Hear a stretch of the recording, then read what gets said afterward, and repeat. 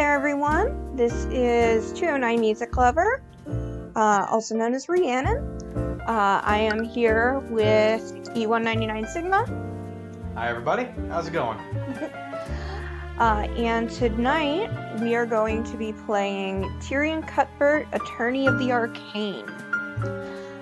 This is a very fun, charming little Ace Attorney alike with some D&D elements. Oh, wait, Borrow is a variant. Okay, well, I have not played the game before. Sigma has been playing for the last several days. So he knows a lot more than me and will be able to help me if I get stuck, because I am bad at video games. I'd be surprised if you got stuck on this one.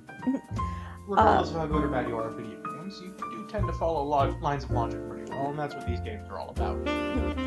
Well, at any rate, if there are any issues with the audio, if the game is too loud, if we are too loud, if we are too quiet, or if you want me to say something in one of the characters' voices, because we will be voicing this, feel free to drop a line in the chat, or just drop a line in the chat because you want to say hi. But without further ado, let's start the game. Case number 1, the cold-hearted aristocrat.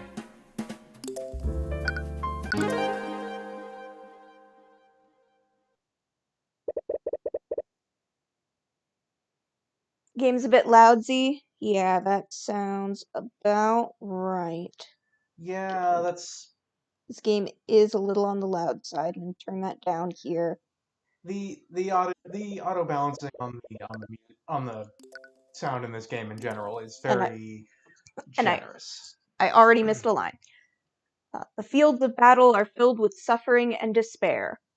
On them are a clash of souls brought to conflict by the corrupt powers that rule over them. I was transporting a client in my carriage that evening. We were driving by the McCoy Tavern when we heard a disturbance. I was worried that something was amiss, so I walked into the building to see what the commotion was. There, I saw the defendant. She was lit by the blue glow of the dining room lights. And she was stabbing the victim with her magical sword. Objection! Mr. Rudolph, you testified that you saw my client murdering the victim. And you supposedly saw her casting magic while doing so? Yes, I could never forget such a grisly sight. That moment was burned into my memory. I see. Well, it's funny that you say that. How so? Because your entire testimony was a complete lie. If it was not hard to tell that this is an Ace Attorney alike. What?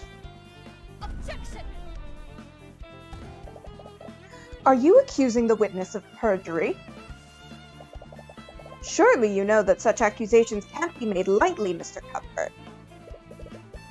My accusation is far from baseless, Steelwind. Think about the state of the crime scene at the time of the murder. The witness couldn't have seen anything, much less a homicide.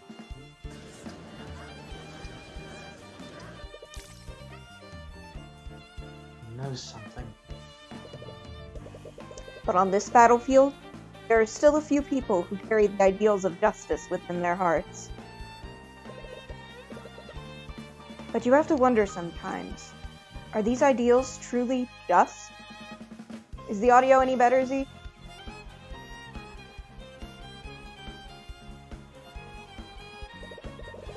Well, haven't gotten any further comments, so...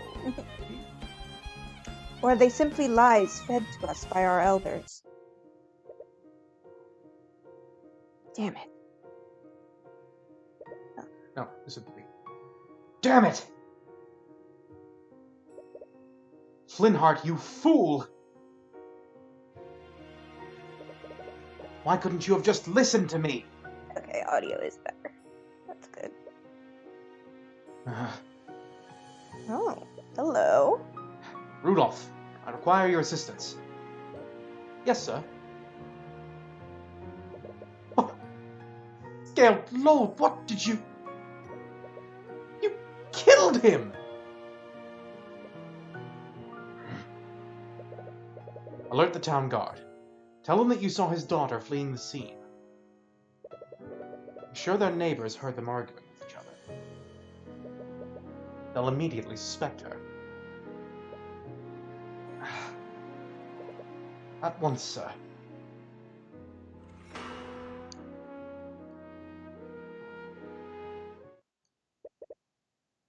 Earlier that day,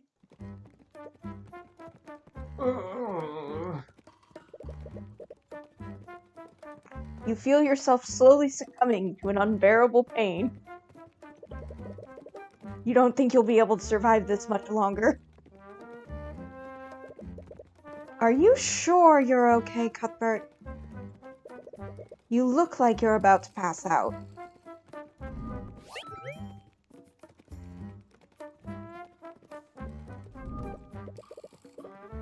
Don't worry about me, Miss Tamora. I'm fine. You've been riding in this carriage for days. You are definitely not fine. With each bump in the road, you feel yourself becoming more and more nauseous.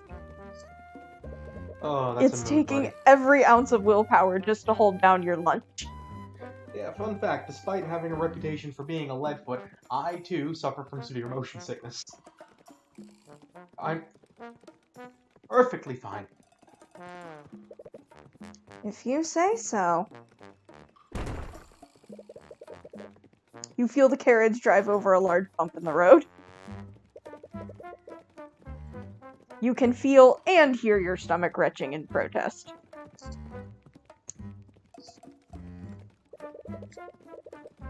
That stew you ate for lunch doesn't taste nearly as good the second time. It never does.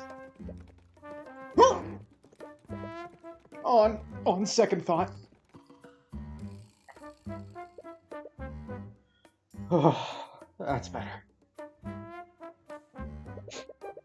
You take a deep breath of fresh air. It's the first breath you've taken today that hasn't threatened to come back out. Sorry about this. I didn't expect the roads in this town to be this uneven. I suppose they don't get a lot of traffic here. You've been on the road with your mentor for days. Together, you've been searching for a man named Flintheart McCoy. Supposedly, he's been a voice of dissidence against King Olivier for the last few decades. You have no idea what kind of business Ms. Tamora would have with him. But you know better than to ask questions about her affairs. Hello, travelers. Welcome to Cornhaven. Cornhaven? Cornhaven.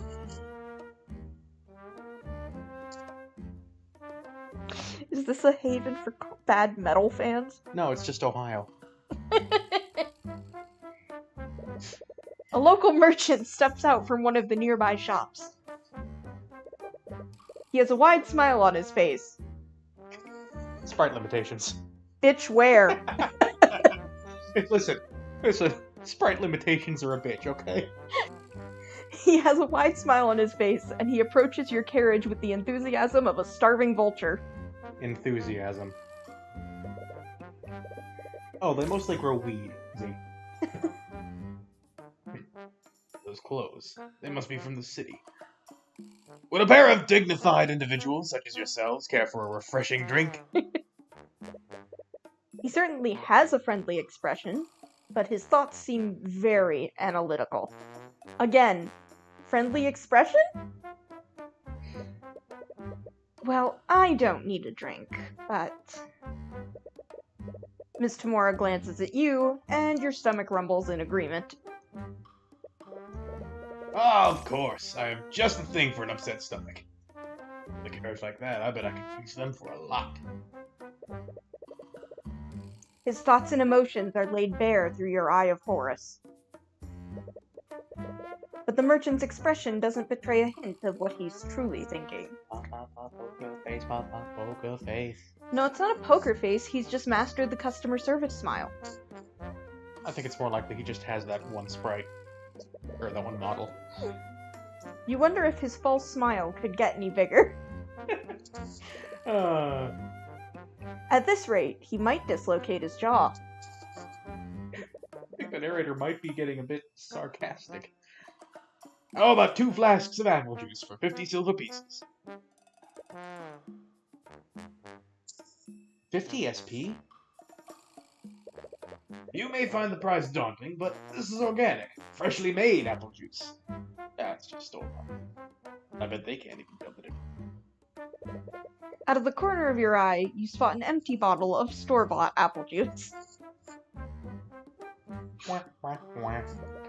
It's resting on a table inside the merchant's shop. Man out here scamming people with juicy juice. Did you ever have juicy juice when you were a kid? Did any kid not have juicy juice when they were a kid? I don't know. I don't know what's normal in Pittsburgh and what's outside of Pittsburgh stuff. Oh, honey. Juicy juice is 100% juice for 100% kids. And totally not 80% sugar water. Sugar water. Anyway, store-bought apple juice has been added to your notes. The Cornhaven merchant has a bottle of store-bought apple juice. It's resting on a table inside his shop.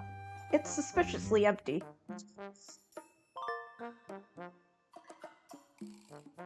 I'm reading the tutorials because there's nothing I hate more than players who skip the tutorials and then wonder why they don't know what to do. Aaron Hansen.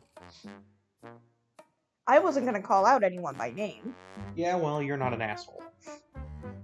I am.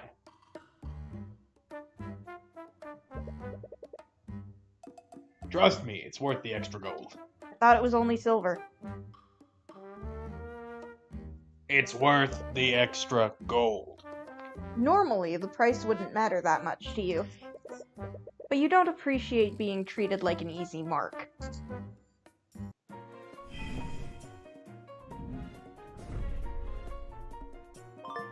Okay. You've started an argument with another character. During an argument, your opponent will make claims that you need to respond to. Responding correctly will lower your opponent's confidence. Responding incorrectly will lower your confidence. And once you run out of confidence, you will lose the argument. Kohiro! I think you need to elaborate. You said that this apple juice is organic, but where is it made? It's produced by the hard-working people of this town, of course. I only trade organic products. In a small town like ours, we only deal with locally sourced products. For certain claims, you will need to present a piece of evidence to refute that claim. I'll stop with the emphasis. To proceed, present the piece of evidence that contradicts your opponent's claim. I only trade organic products. Oh yeah? Is Juicy Juice organic? Well, I mean, technically everything's organic. You say that, but I can see an empty bottle of store-bought juice inside your shop. Why would you have something like that if you only deal with organic products? How did that get there? Make no mistake. I only have that because I wanted to see how my products compared to that of the city. And let me tell you, that mass-produced slop doesn't even compare to my product. What an obvious lie. Honestly, I'm offering you a very good deal. For certain claims, you will need to look at your opponent's thoughts and emotions. Choose the correct response depending on the information seen. Logic, intuition, empathy. Okay. So logic if I have evidence, intuition if their thought contradicts, empathy if their emotion contradicts. Yeah. Now you know they sell this stuff for 5 silver a flask. Sir, it's obvious those flasks are only worth 5 silver. What? How did you... It's clear you're a very shrewd man. Right.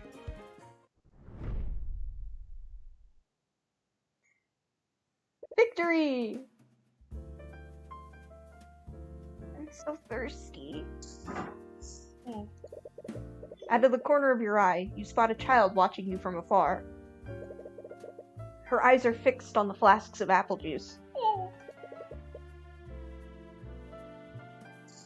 How about 20 silver for 3... How about 20 silver for 3 flasks? Of course, sir. Don't make it a profit!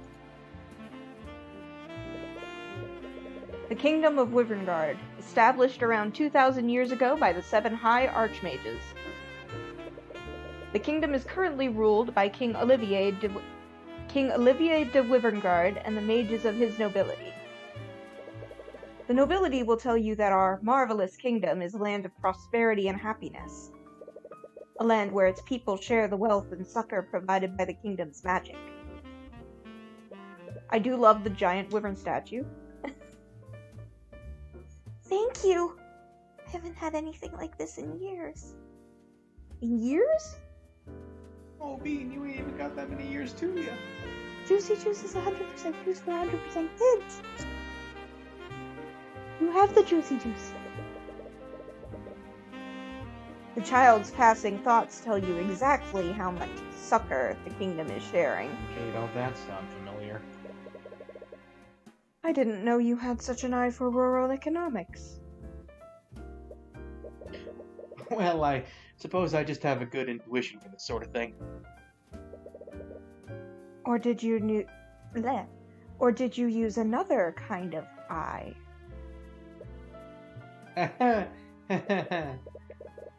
Don't get me wrong, your so-called Eye of Horus is an amazing gift.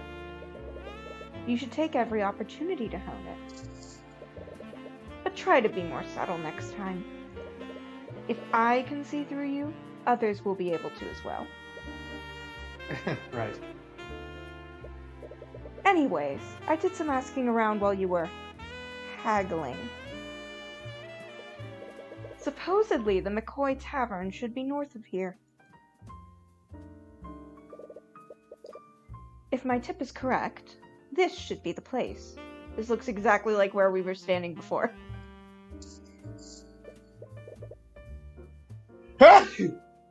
Bless you, goodness. And again. Sorry, I'm allergic to hayseed. Wait, this is the McCoy Tavern? With the state it's in, calling it a tavern is being pretty generous. You find it hard to believe that this has a secret meeting place for dissidents. But now that you think about it, maybe that's the entire point. The tavern has been shut down for years. Nowadays, McCoy just uses it to host his rallies. Although, I do wonder how they've been keeping themselves afloat. Hey, you lot! The McCoy Tavern is closed. I hope we get more female characters out here soon because you're carrying the voice work. Well, I've got good news. A gruff man approaches your carriage as you step out of it. He's eyeing you and Ms. Tamora, a clear look of contempt on his face. I take it that you're Flintheart McCoy? I am? What of it? Grumble face.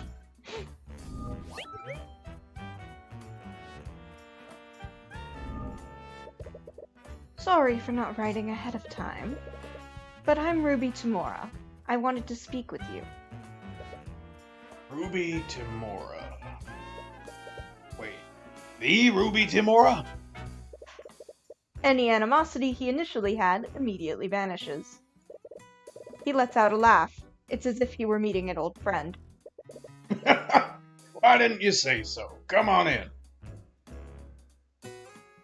Right-click removes the UI. That's fun. That's handy. You didn't expect someone like him to know about Ms. Tamora. But you suppose it makes sense. They both fight against the same enemy. Albeit in different ways. Sorry about the mess. We haven't exactly been what brings you here? I take it you didn't journey all this way to see my wrecked tavern. I'm here on behalf of a client. We have a proposition that you might be interested in. Is there anywhere where we could talk more privately? Sure. Kitchen's empty. Wonderful. Tyrion, stay here while I speak with McCoy. It's also Molo snacks. What? You don't need my help? There's no need for that. Like hell there's no need for that. If she's trying to make a deal with Flintheart, you can easily read his thoughts to figure out what he wants. You desperately want to object, but she shoots you a stern look that makes you freeze up. Mommy! You slowly look away from her. I agree, Z. Flintheart McCoy does not look nearly as cowboy as his name suggests he should. And yet... I'm still giving him the Arthur Morgan voice.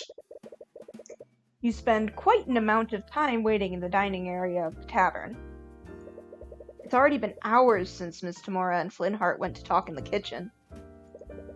You can hear faint murmurs from behind the closed door, and you've been resisting the urge to eavesdrop. But even from here, you can tell that their conversation is slowly becoming more frustrated. See, Tyrion has more willpower than me. I would be standing there with my ear to the door.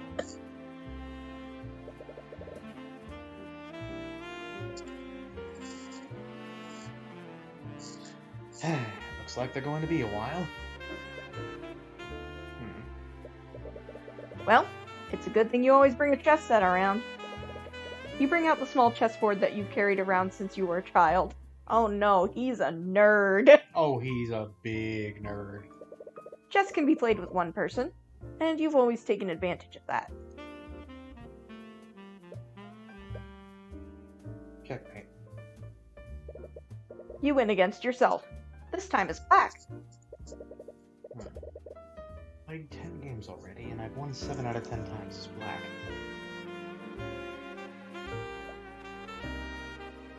Hello?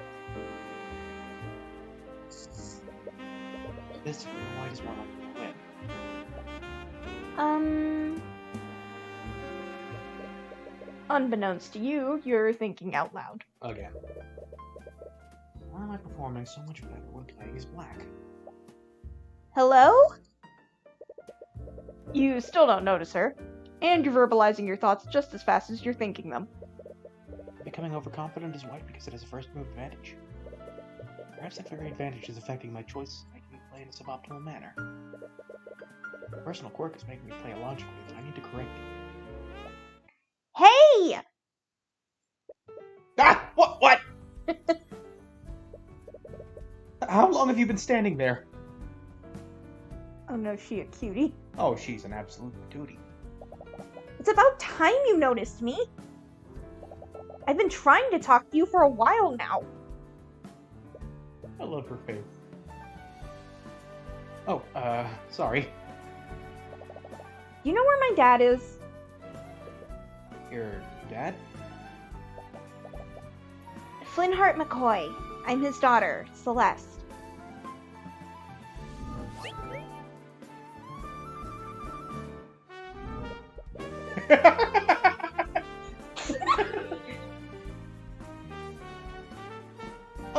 Flintheart is speaking with my mentor right now. Mommy! Sorry! Mommy! Sorry! Mommy! Also, Edward! Yes. It's the chess thing. Aw, I wanted to show him something. You know when they'll be done? I don't know. They've been speaking in the kitchen for a while now.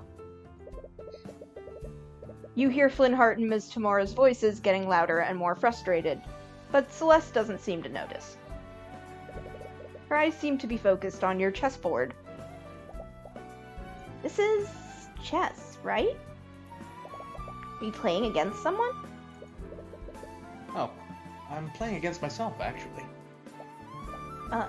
Oh. That's... Oh god, he's a nerd. You feel a judgmental stare. Playing alone helps me develop new strategies. Also, I'm a big nerd. Plenty of professionals do it. Hey, I'm not the type to shame a man for playing with himself. Ooh, my. That line took me off guard. Admittedly, this game does take a few more risks when it comes to, Dialogue? yes. That's, Relax, I'm just joking. Anyways, if you're still waiting for your mentor, do you want to play a game? before I continue, I will say I have exactly one gripe with this game, and it is the writing. It's not overly bad, it's just that they do tend to repeat certain words and phrases to an annoying degree, and one of them is anyways. I hadn't noticed, but now that you've pointed it out, I'm gonna be hyper aware of it. Yeah, it kind of stands out especially bad when, like, certain characters who absolutely would not say it, and literally everybody says it. I think at least one person actually says it in consecutive dialogue boxes. Well, So we'll it's burn not that bridge when we get there. It's not great.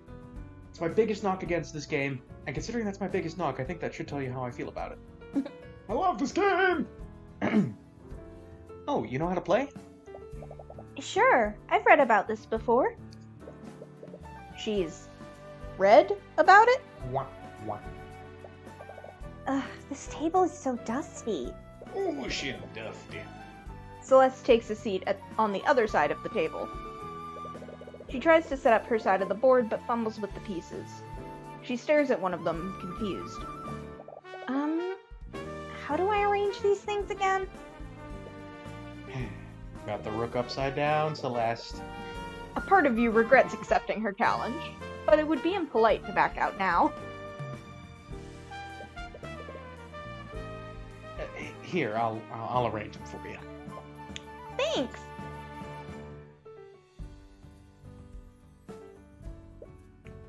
Checkmate. You didn't even go easy on her? Rude. You defeat her in 2 moves. Rude! Oh, you need to wait until you find out what the word for that is. Or what the phrase for it is. Wait, what? Already? How did you do that? You decide against telling her what the name of that mate was. Was it the double bong cloud maneuver? No. That's how you and your opponent troll the entire audience into a draw. Rematch me! I want a do-over! Sure, why not?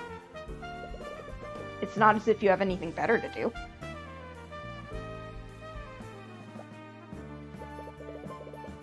Celeste's brow furrows as she tries to decide on her next move. But she hasn't realized that the game is already finished. Her brow furrows, turns into a giant beard. Here! She moves her knight into a position to attack your queen. It should have stopped your assault on her king, but... Checkmate. A scholar's mate this time. What? Come on! How do you keep doing that? You look at the closed door to the kitchen. Flintheart and Ms. Tamura's discussion is becoming louder. It doesn't sound like they'll be done anytime soon. Again! I'll definitely beat you this time! You got that stubborn kid energy. She's only a year younger than him.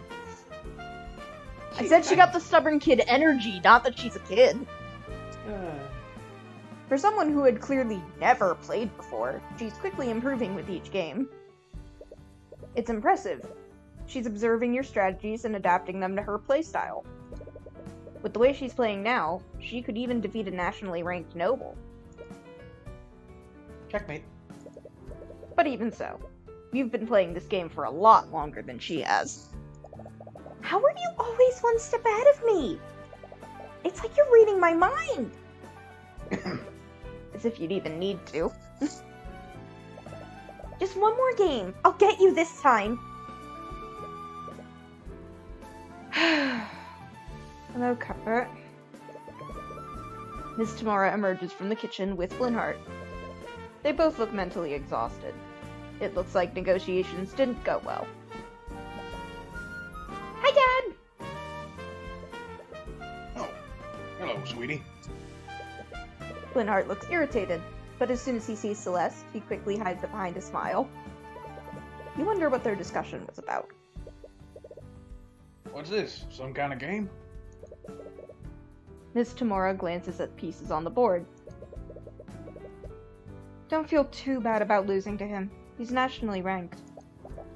Oh, you're a professional. Is that why you're wearing a suit? No, chess is just a hobby. I'm actually a defense attorney. An attorney? Speaking of which, we should probably be on our way. Sorry for refusing you after you came all this way. I really respect what you're doing. But I don't want anything to do with your mage friends.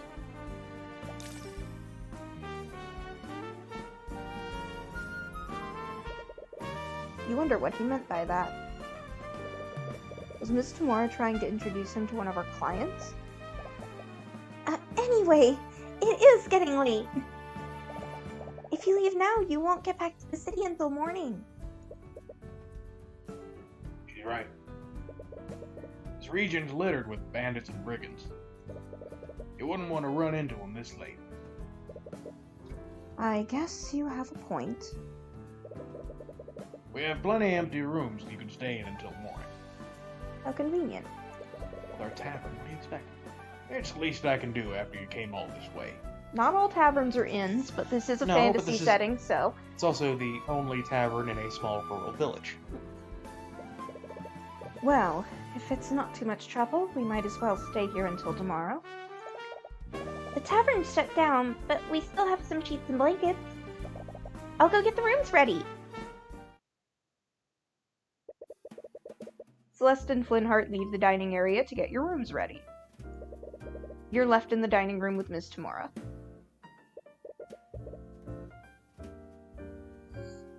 So, I take it that negotiations didn't go well? No, I didn't expect him to be so stubborn. Honestly, I have no idea what that man has against mages. Well, there is one way to find out. Why are you being so secretive? If your business with Flintheart is related to our clients, I can help. It wasn't important, and your presence was not necessary. That's such an obvious lie, but you can't read a single thought from her mind. She's had years of practice hiding her thoughts from the Eye of Horus. Celeste enthusiastically came back downstairs, but she seems to have noticed the tension between you and Miss Tamara. Sorry to interrupt, but your rooms are ready now. Right. Thank you. An awkward silence hangs in the air as you and Miss Tamara head upstairs. You reach the upper hallway and see the two rooms that Celeste prepared for you. Miss Tamara stops before entering her room.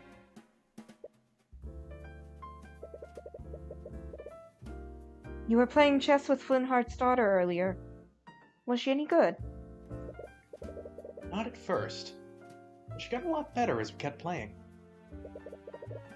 I'm sorry for leaving you there for so long. I didn't expect our discussion to last that long. No, it's fine.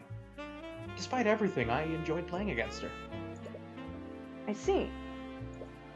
Well, I suppose you are at that age. What's that supposed to mean? Well, you know... No, it's not like that. Does Mommy Tamara have to give a talk about the birds and the bees? What, not the rooks and the pawns? I couldn't think of a good chess pun on such short notice. You're welcome. It's just that outside of tournaments, I never really get to play against another player. And you only ever want to play shogi against me. Because shogi is clearly superior. It's complete anarchy is what it is. You just bring fallen pieces back to life like some kind of necromancer. It adds depth. Dropping adds a dimension of play that isn't present in chess. You sternly look at each other. Your position's already made. I think checkers is best. After a few moments of silence, you both burst out laughing.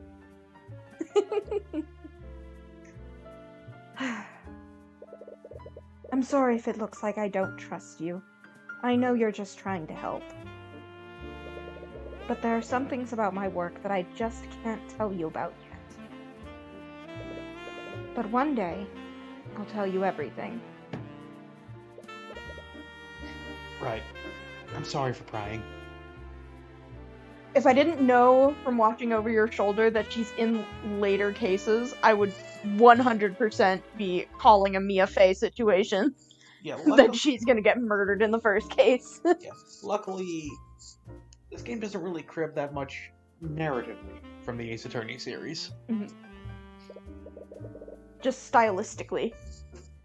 Just want to show you I'm ready to be an attorney. You are. I know you are. The rare praise from your mentor catches you off guard.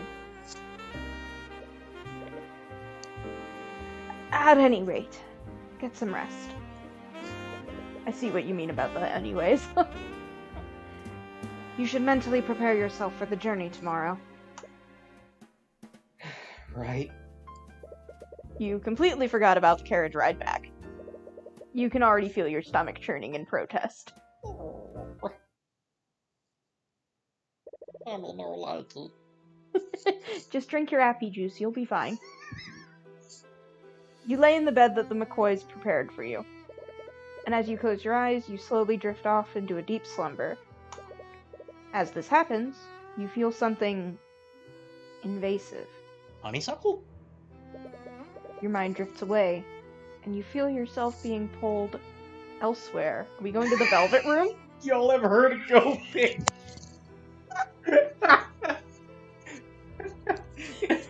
That was so funny, I yanked my headphone out. The most superior strategy game, Go Fish. No, the most superior strategy game, Uno. I don't want to talk about this anymore. We don't talk about Uno. No. Anyway. Whoa. This is fine. I was hoping for the Velvet Room. This is not it. This is an Ace Attorney send-up, not a Persona send-up. You find yourself in a surreal and unsettling landscape Gotta go to JoJo's Bizarre Adventure for that. with gorgeous art. Just saying. You're fairly certain that you're dreaming right now. But some instinct in the back of your mind tells you that something is fundamentally wrong about this. No kidding, what was your first clue? I'm gonna go with the shadowy figure standing right in front of us. For 2,000, Alex. You see a woman in the far distance. She's staring directly at you. What? Present. She's murmuring something, but you can't quite make it out. Is she trying to say something to you?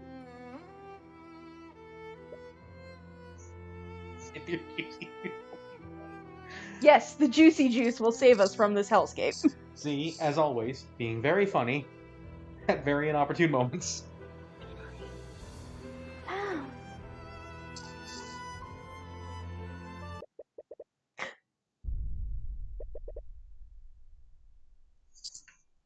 I wasn't expecting you to actually get jump scared by that. I finally found you! Heavensborn! You're jolted wide awake. I wasn't expecting her to look like that. No one has ever called me that before, and I hope no one ever calls me that again. You can't exactly remember what that woman said to you. Almost like it blipped across the screen faster than the human eye could comprehend. Drink more Ovaltine?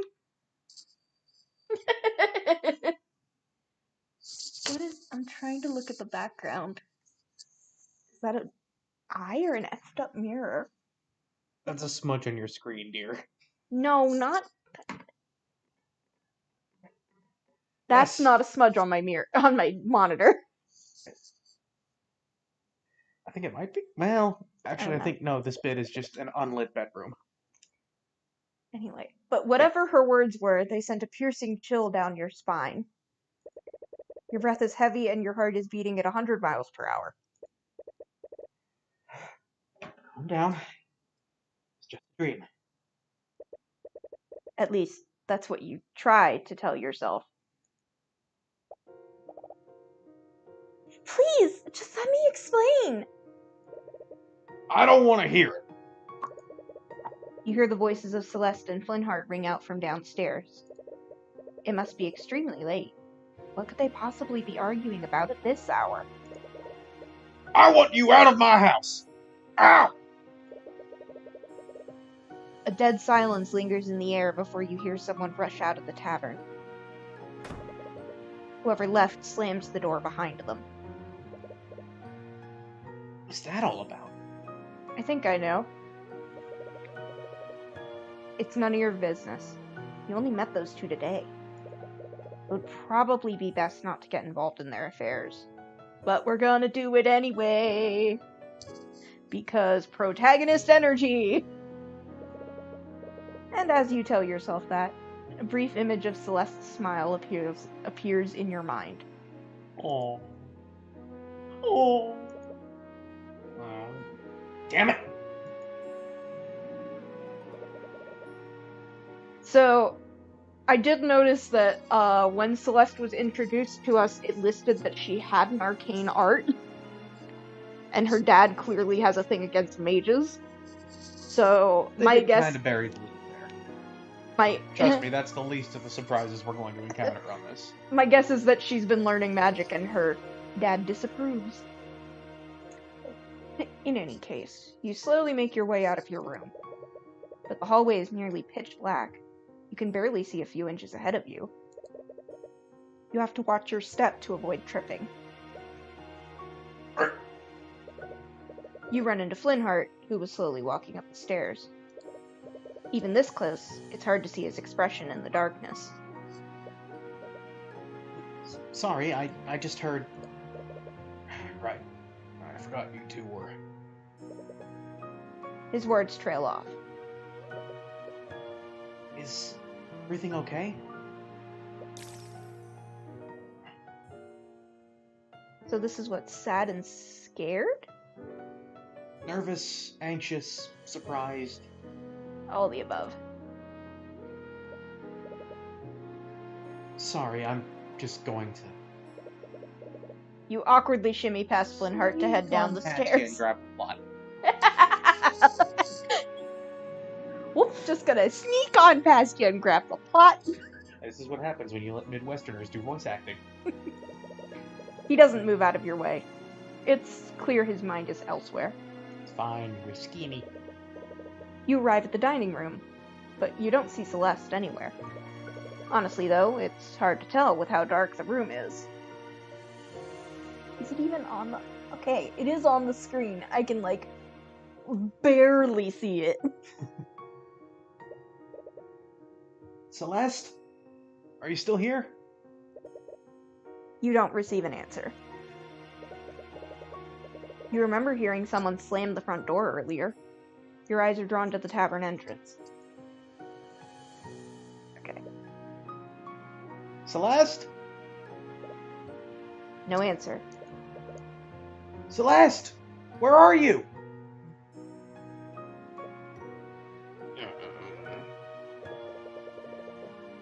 The merchant you spoke with before steps out from his shop holding a lantern. He appears to be irritated by all the noise you've been making. Quit yelling, I'm napping! No, you're that kid from before. You have any idea what time it is? This isn't the city. You can't just make a bunch of noise like this. Right, sorry. I was just looking for Celeste. Who? Celeste McCoy? She's Flynnhart's daughter. The merchant's expression becomes a little colder. Do you know them? What do you want with that bastard? Damn. Oh? What? Those two probably woke up half the street with all their yelling. I don't need you keeping us up too. If I hear any more noise, I'm gonna call the town guard. You'd think they would have already showed up by now. Before you can get a word in, the merchant walks back into his home in a huff. You look around, but you still don't see any sign of Celeste. You decide to continue searching.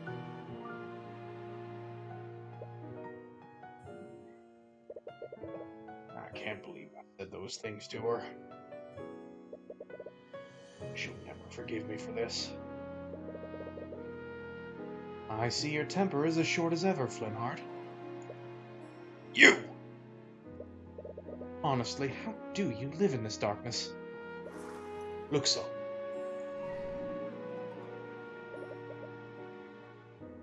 What are you doing here? And how dare you bring that witchcraft into my home? You've been busy lately. Your little rallies have gained quite a lot of support.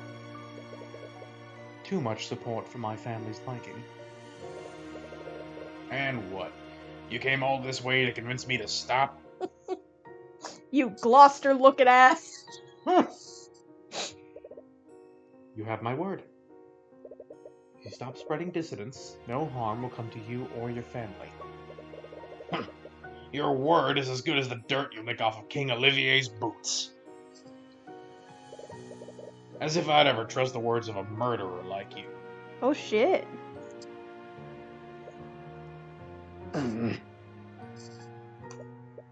Flynnhart, please. As someone you once called a friend, I'm only going to ask you one time. Friend? Friend? I'll be dead in the ground before I ever call the likes of you a friend. Get out of my house. I don't have time for your nonsense.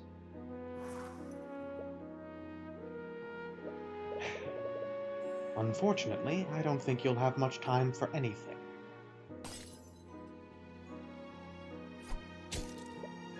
God! Seems murderer was a bit on the nose. Damn it. Damn it! It's a hell of a blade.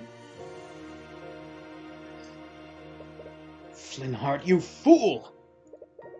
Why couldn't you have just listened to me?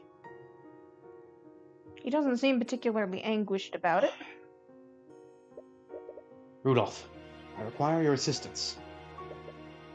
Yes, sir.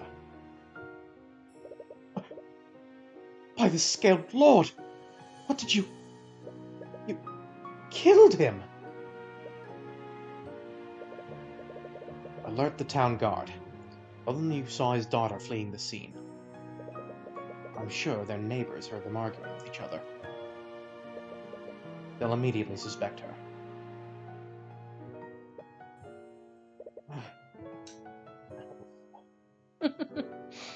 Ward's name is Convince. Yeah, we'll convince him. Right in the chest. You've been searching for Celeste for a while. How long have you been outside? 2 hours? 3? Outside? However long it's been, it's clearly taking a toll on you. Where is she? What am I going to do now? You hear a faint voice. Could it be? Oh! As you peer behind an old tree, you finally find her. She looks just as tired as you are. Probably even more so. Her eyes are puffy and red, but she's doing her best to hide it with a smile. I've been looking all over for you. Oh, sorry. I'm guessing we woke you up. Yeah.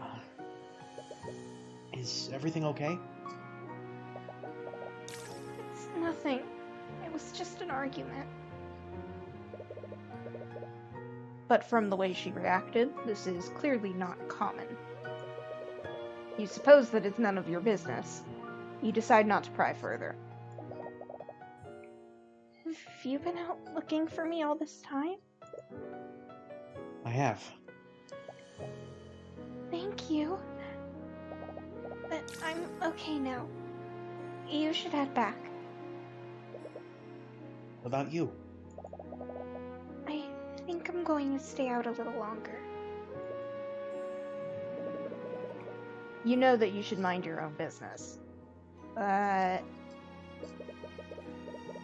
I'm sure whatever happened between you two, it's nothing you can't talk out. oh, the dramatic irony. Well, it doesn't happen a lot, but sometimes Ms. Timura and I get into fights too. No matter what happens, we were always able to talk through it.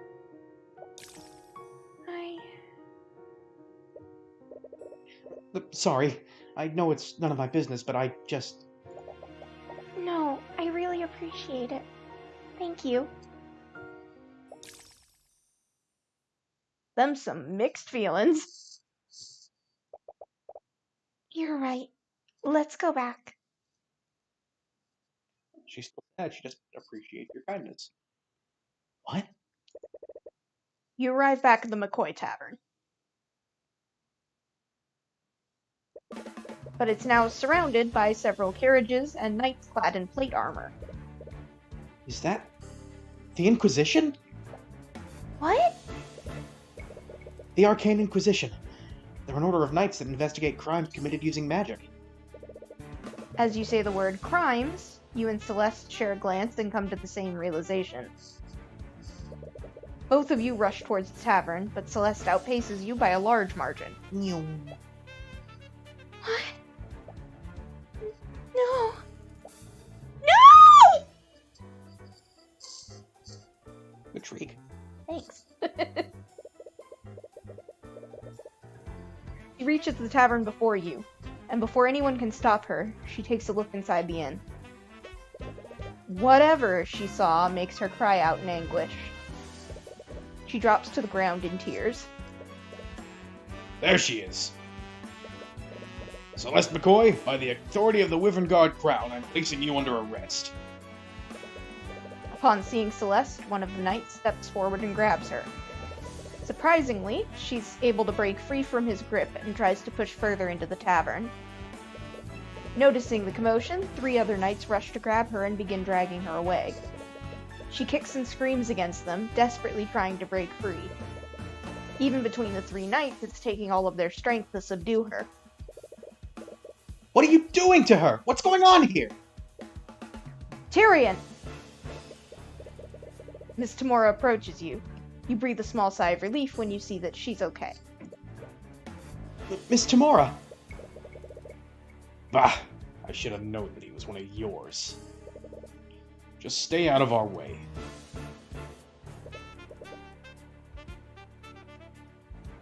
Miss Timura, what's going on? Why is the Inquisition here? I'm surprised myself. But from what I understand, Flintheart McCoy has been murdered. Murdered?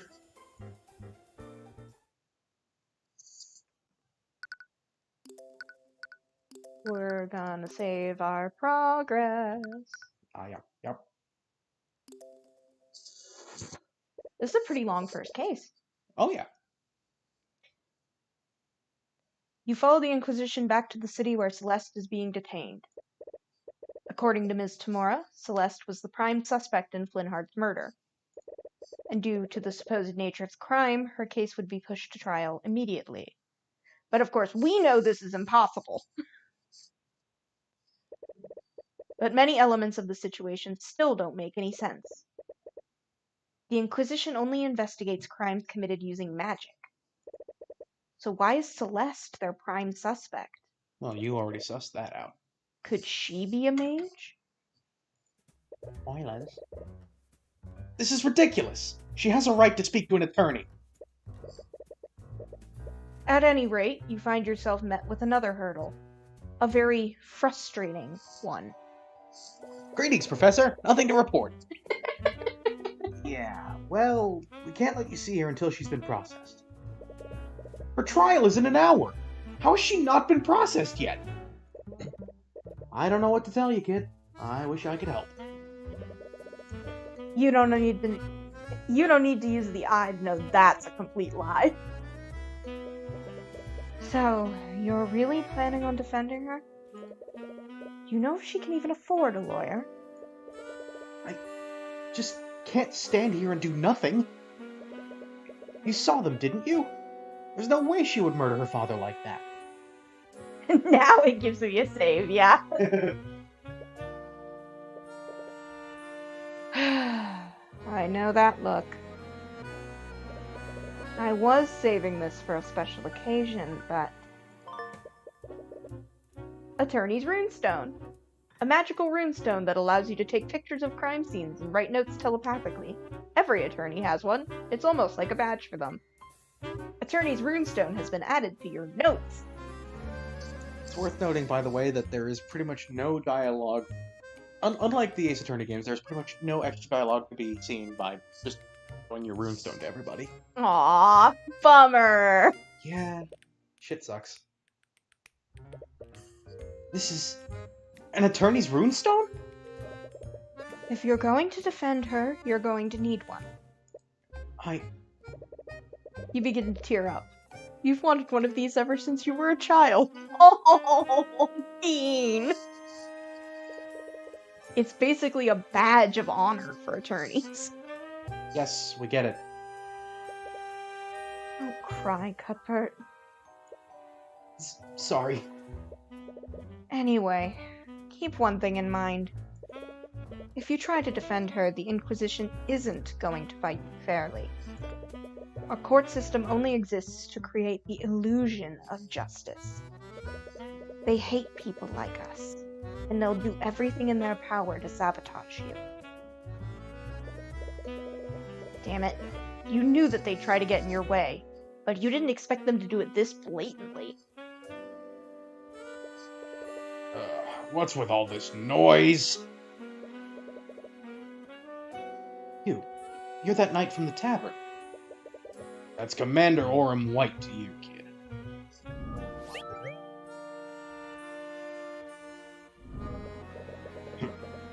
I had a feeling Tamora would be sticking around this case.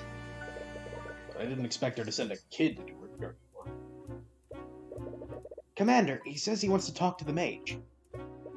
And? She's got a right to an attorney, doesn't she? Well, she hasn't been processed. Commander White looks confused for a moment.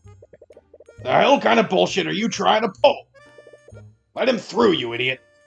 Oh hey, a halfway moral dude. Yes, sir. Yes. Oh, yes. Oh, is Tyrion the is an stream that absolute far demon. behind? And, yes. YouTube does put the chat on that much of a delay. Ugh. Yeah, it's awful. The knight leads you to the halls of the dungeon. For something built in the capital, it looks extremely old and decrepit.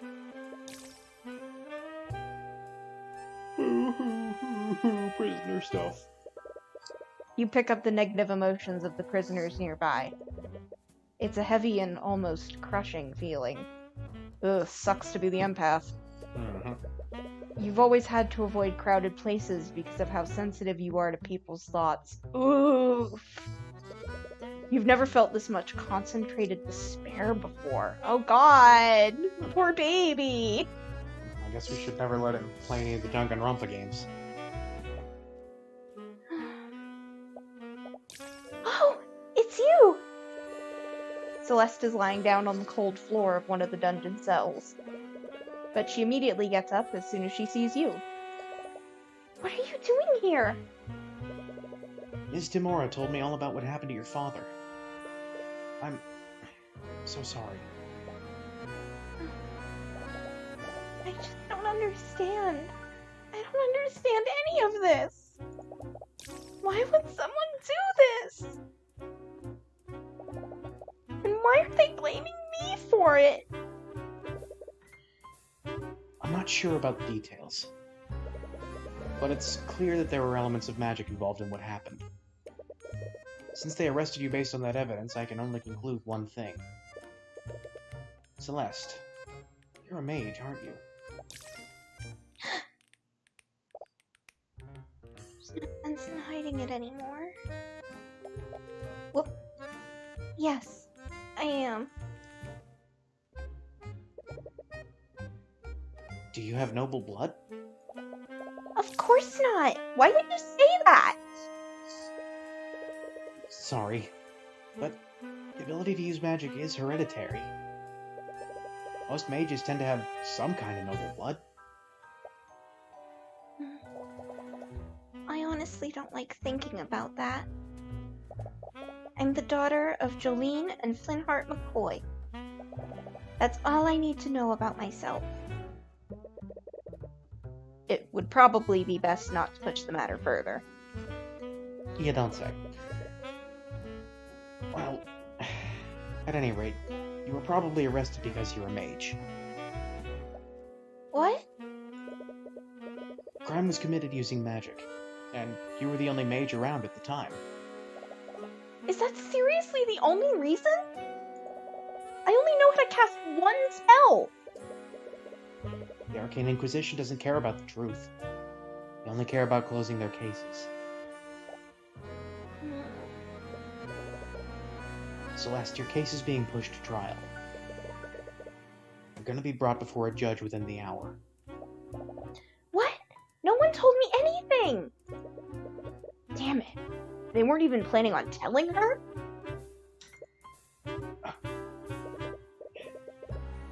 If you'll have me, I'd like to be your defense counsel for the trial. Right! I forgot that you were an attorney. Would you really do that for me? After everything I've seen them do, I can't just stand by and do nothing. But they're a part of the kingdom. Do we even have a chance? It's hopeless. Celeste, man, king, or god, I won't let them do anything to you. Don't ruin the moment. You're right, but don't ruin the moment. What? Sorry. It's just something I have a habit of saying. Is it? It is. No, don't apologize. She's sad because she thought it was special for her. Well, no, she's sad because she's in jail. And her dad's dead. Well, yes. I really appreciate you doing this. It's clear this entire situation is bittersweet for her. And because of the Inquisition's delays, you haven't had any time to investigate the crime scene. You were confident before, but you begin to doubt whether or not you can really do this. I only know how to cast one spell, Murder Sword. About that. Murder Sword isn't a spell. About that! What? We'll get to Everything is happening so fast. It feels unreal. No, you have to do this. This is the exact reason why you became a lawyer. thought it was because I like pointing at things. That too. No matter what happens, you'll acquit Celeste.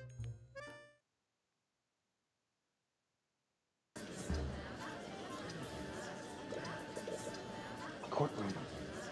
I'm I'm in a real courtroom. Tap, tap. Good cred. It's gonna be K. Actually, entering the courtroom took a lot of wind out of your sails. You've never been here as an attorney before. You've only ever acted as Ms. Tamara's assistant. The woman at the prosecutor's bench is staring at you. Ms. Tamara mentioned her before you went in to see Celeste. What was her name again? You think it was Arya Steelwind. Well, thank you, UI, for confirming that is in fact her name. You can feel the coldness of her glare burrowing into you. Why is she staring you down? Is she trying to intimidate you? Yes! Listen, she's literally Edgeworth, but 5'0" with A-cup angst. Because it's working!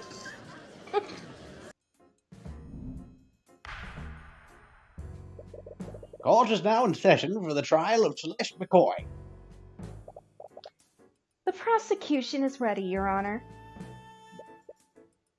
The defense is also ready, Your Honor. This is so Phoenix Wright, I can't. He doesn't necessarily sound very ready. Regardless, let's begin the proceedings. Prosecutor Steelwind, please list the charge. The defendant is Celeste McCoy, a mercenary for hire and a registered mage. Wait, did she just say mercenary? Yeah, I had to take up a job after my family's tavern was shut down. Did waitressing not work out? I'm just gonna... Does she seem like the waitressing type? She grew up in a tavern. Right. That's not exactly the first occupation you'd choose. She's charged with second-degree murder and negligent misuse of the arcane arts. I see. So there was magic involved. Yes, the crime occurred within the McCoy Tavern, a local inn that shut down years ago. The locals reported hearing a loud commotion coming from within the building. Hours later, a carriage driver that was nearby checked the disturbance. It was then that he found the victim, the defendant's sword still impaling his dead body. The Inquisition has provided an autopsy report and a record of the sword. Z, you gotta stop predicting gags that this game's gonna do. Especially since you keep being correct. Autopsy report. Flintheart McCoy. Died after being stabbed from behind with a magical blade. Fatal wound shows heavy traces of transmutation magic. The alleged murder weapon. It's an ornately designed sword, but it has no magical properties. What was the defendant's relationship with the victim? I see that they shared the same last name. The defendant is the victim's daughter, but not by blood. She was adopted into the family when she was an infant. Her birth parents are currently unknown. I see. What an unfortunate turn of events. To begin, the prosecution would like to call Commander Orem White to the stand. Witness, please state your name and occupation for the court. Name's Orem White. I'm a commander for the Arcane Inquisition. Orem, could you please testify about the details of the Inquisition's investigation? Yeah. Keep your bra on. It's not like it's covering much. We got a call late at night. Someone discovered a dead body inside the McCoy Tavern. When we arrived on the scene, we found Flintheart McCoy dead on the floor. The defendant's sword was still inside of him. We have several witnesses who heard the victim and defendant in a loud argument before the body was discovered. Their argument must have turned ugly, because the defendant killed the victim using her magic sword. If A she foolish samurai warrior wielding a magic sword. if she updates the autopsy report, I'm walking out of the room. Good news, you finally got one wrong.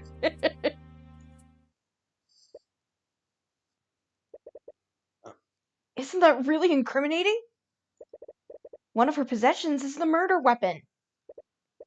Mr. Cuthbert, you may begin your cross-examination. You open your mouth to respond, but nothing comes out. You can't think of anything to say. Everything is blank. No thoughts, head empty. Mr. Cuthbert? Hey, what are you doing? This is the part where you say something, right? I'm sorry, I don't... The night white is our gumshoe. The night white is our gumshoe. Your anxiety is just getting worse, and your breaths are becoming more and more desperate. Oh no. You ruined a perfectly good defense attorney is what you did. Look at him, he's got anxiety. Are you hyperventilating? What a disappointment.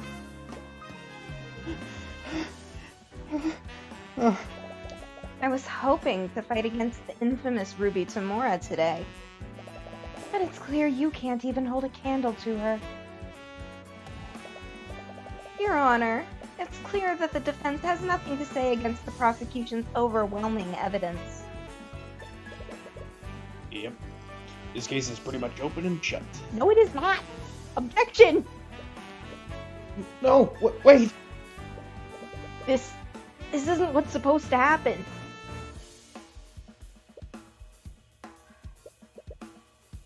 I'm sorry, Tyrion. I couldn't acquit Frey. She was found guilty. You're gonna have to voice this one, cause... Oh, because this is BB Tyrion? Yeah. Okay.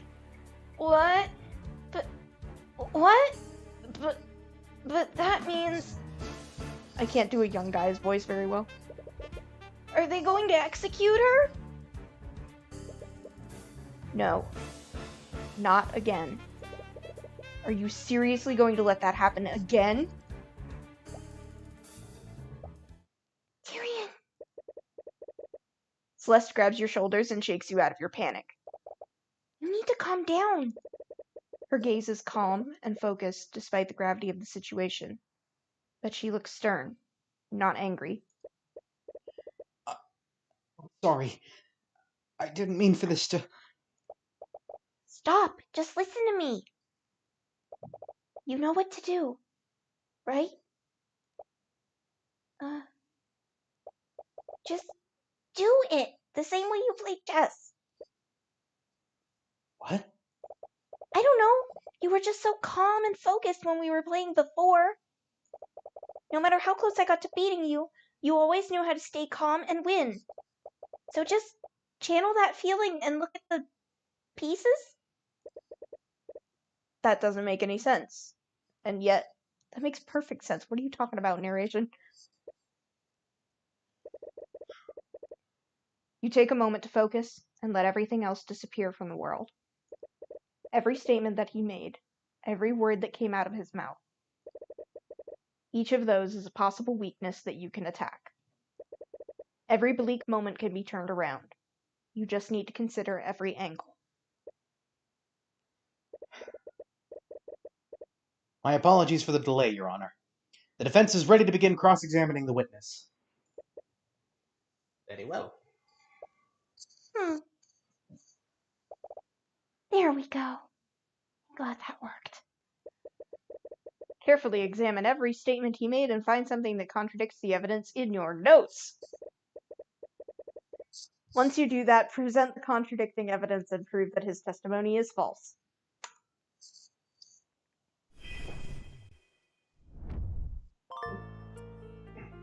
As a general rule, I will not be rereading cross-examination, or parts of the cross-examination, unless it's new material. Because otherwise we would be talking constantly. I mean, we're doing that anyway. Well, I mean, we'd be reading the same thing over and over, which is... Less than ideal.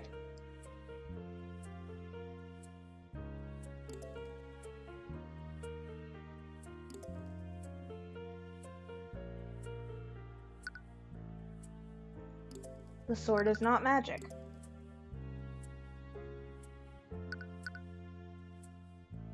So, present.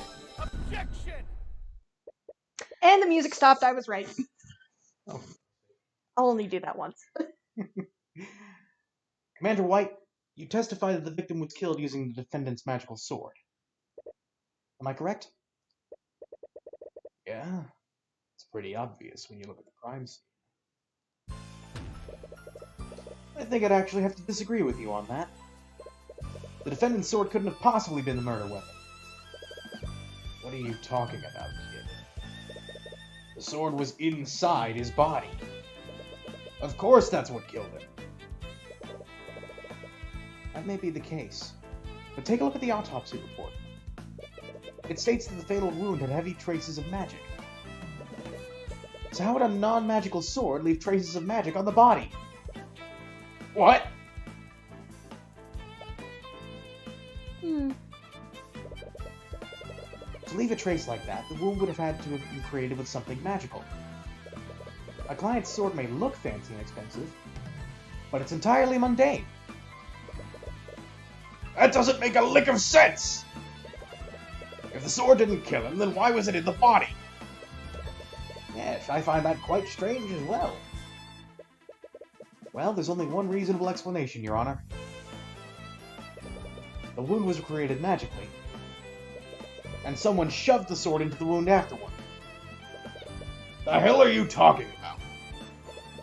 The defendant is a damned mage. She could have easily killed the victim using magic.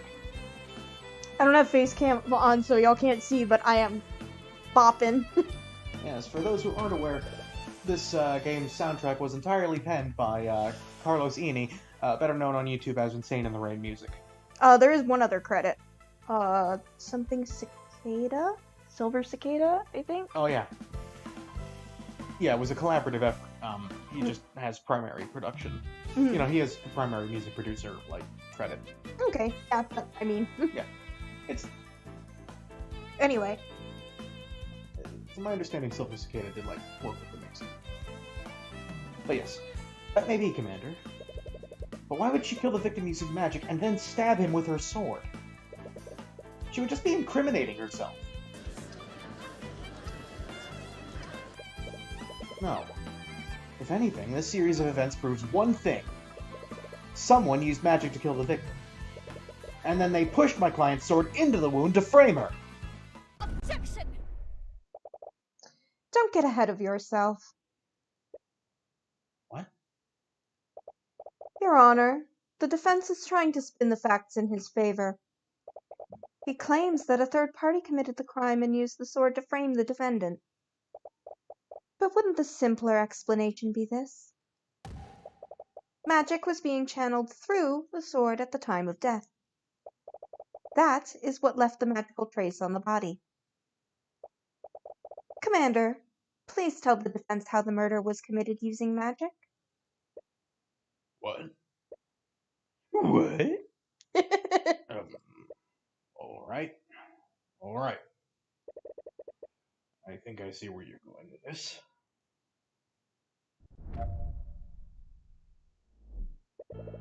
It's true that the sword itself isn't magical, but magic can still be channeled through it. That defendant over there, her spell compendium has a spell called Mage Blade. Remember how we were talking about Murder Sword? Yeah. Yeah. She must have used it on her sword before stabbing the victim. That spell is the reason why there were traces of transmutation magic on the wound. So her spell compendium contains a spell called Mage Blade. A spell compendium is a magical device that lists every spell a mage can cast. Luckily, Celeste's compendium only contains one spell. She is Baby Mage. That means she can only cast at one spell.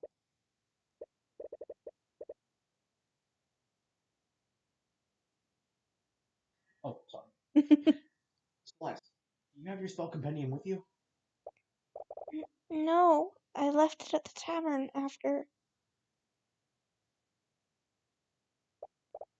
Well, you know. If you can't look at the description for Mageblade, you'll have to approach this another way. The commander's testimony was a lot vaguer this time. If you can press his statements, you might be able to find new information that you can use against him. Time for the Ace Attorney strat. Press everything!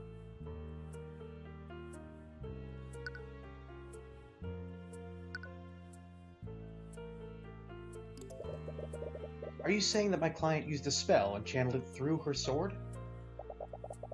There are a vast number of spells that operate like that.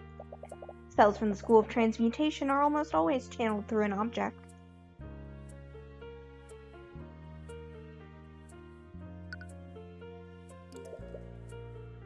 Mageblade? It's a transmutation spell that sharpens my sword. I usually use it when I need to cut through an enemy's plate armor. You didn't realize that she led such a lethal lifestyle. Anyway, wouldn't it be excessive for the defendant to use a spell like that on the victim? He wasn't wearing any kind of armor at the time of death. The victim and the defendant were in an intense argument. Perhaps she used the spell in a fit of rage. It was a crime of passion, after all. Ugh, that theory is a little far-fetched. But you'll need hard evidence if you want to disprove it. Oop.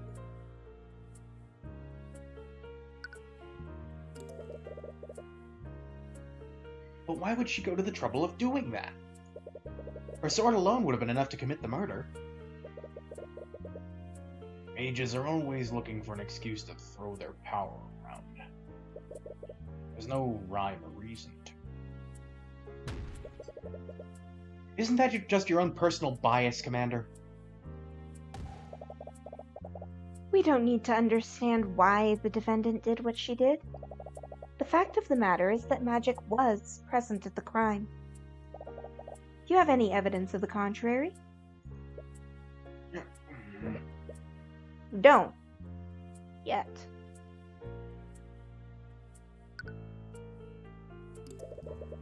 If she used a spell like that, wouldn't that have created traces of magic on the ground? How so? Well, let's say we follow the prosecution's theory. That would mean the victim fell to the ground with the sword still inside him. At this point, Mageblade would still be active, right? It would definitely leave a magical trace on the ground after making physical contact with it. We're already way ahead of you. I don't like that smirk. We had our people scan the crime scene.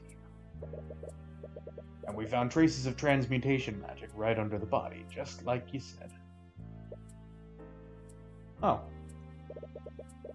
If you still don't believe me, I have a picture of the crime scene right here. Oh? Why was this picture not brought to my attention? There was no need. This entire case is open and shut. A picture of Flintheart McCoy after he was murdered. You've seen pictures of the dead before, but it feels different now that the body is of someone you knew. Sort of. Kinda. A little bit. Looks like there are traces of magic on the ground. You want honeycomb? But this shape is a little weird, isn't it? It's not localized around the sword.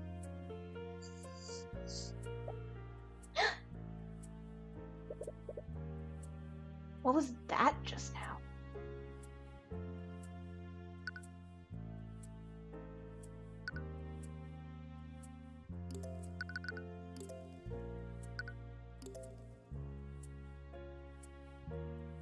Well, yes, that would indeed appear to be a sword that was stabbed through the front of a dude. But, I wonder.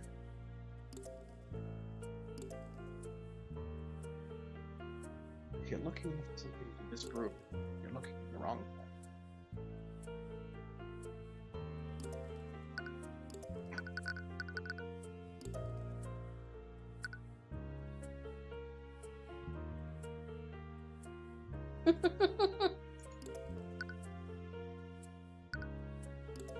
I'm glad we're in agreement on that, see?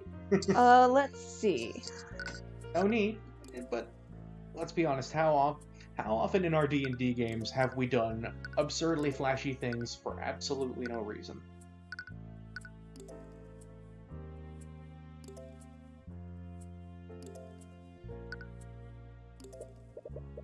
Right. This photo does show that he was stabbed from the front. But why do you feel like there's something wrong with this picture? This would be a lot easier if you knew the parameters of Mageblade. Oh, you don't need that much, I assure you. But perhaps you can get him to add statements or evidence to his testimony. Well, you already did. Only thing you can do now is press his statements. And again, you kind of already pressed them all.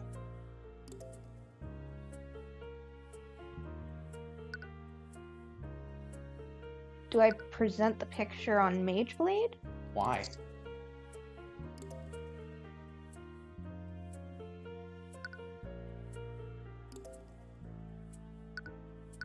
I must have to present something. You do. Take a closer look at the evidence and think about how it lines up with the testimony.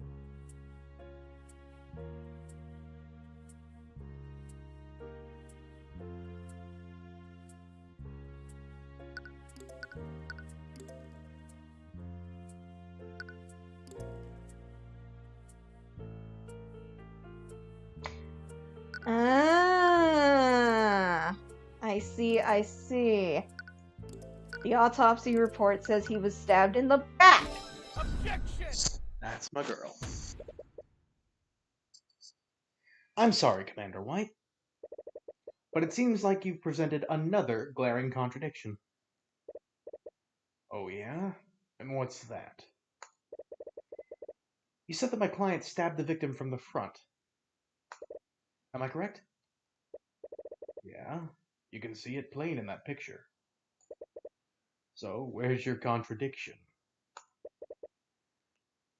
That's the thing, Commander. Your picture clearly shows that the victim was stabbed from the front. But the autopsy report says that he died from a stab from behind. What? Objection! Aram, you were supposed to release everything that you had. Why wasn't this photo given to me? There was no need. There's no way it could have been anyone other than that damned mage. Murmurs ring out across the galleries. It didn't matter how corrupt the justice system was. They wouldn't be able to cover up such blatant incompetence. You have them right where you want them. Order! Order in the court! I say, Mr. Cuthbert, what is the meaning of this? I'll tell you what the meaning behind this is, Your Honor. As the autopsy report states, the victim died from a stab wound originating from his back. But this photo clearly shows that the sword entered from his front. This can only mean one thing. The sword was inserted into the wound after the fatal wound had already been created. That's crazy! Do you honestly expect us to believe that? Then please enlighten me, Commander White. How else would the sword be facing the opposite way? Do you think my client stabbed the victim with the hilt of her sword?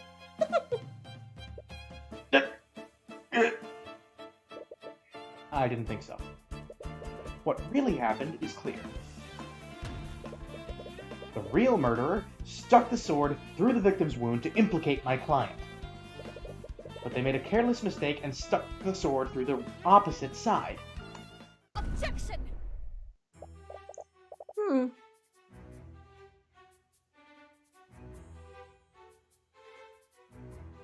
It appears that I underestimated you, Mr. Cuthbert. But you've still gotten ahead of yourself. How so? Really, Miss Steelman, I believe that Mr. Cuthbert adequately cast doubt upon your case. Oh, did he now? Then let me ask you one question, Mr. Cuthbert. If your client didn't kill Flintheart McCoy, then who did? How should I know? If I'm not mistaken, it's the commander's job to figure that out. Yeah, defense attorney has one job, and that's prove their client not guilty. Oh, I'm so gonna be up for this. Gonna be on Magic Instant Noodles. Oh, I'm well aware of the commander's incompetence. But one fact still stands. There was magic detected on the wound and the sword. Would you like for me to tell you how many mages live in that small town? You don't like where she's going with this. Just one. There's only one registered mage in that entire town. And that mage is your client. What? The defendant was also established to have been with the victim hours before his death. She was the last known person with him, and she was the only mage there. But she wasn't. We were the last known person with him. Yes. Well, the last known to us person. Yeah. In addition to that, I have several witnesses who heard them arguing. Put yourself on the stand. You can't do that. Damn. How are you gonna cross-examine yourself? Don't answer that. I don't want to know. How she murdered the victim is simply an unanswered question. I see. That certainly does change matters. Now, would somebody please get this fly out of the apartment? I can't say the prosecution's evidence is irrefutable, but there is still evidence that casts guilt upon the defendant. Damn it. You almost had them. There are far too many unanswered questions for me to pass a verdict. We will give law enforcement the time to clear these unknowns. I suggest that they conduct their investigation more thoroughly this time. I like the judge.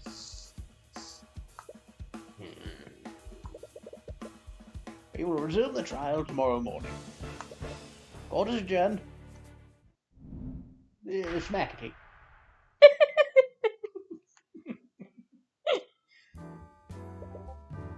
Hello, Cuthbert. As you walk out of the courtroom with Celeste, you are greeted by Ms. Tamora. Miss Tamora, you're here? You recall how you froze up during the first cross-examination.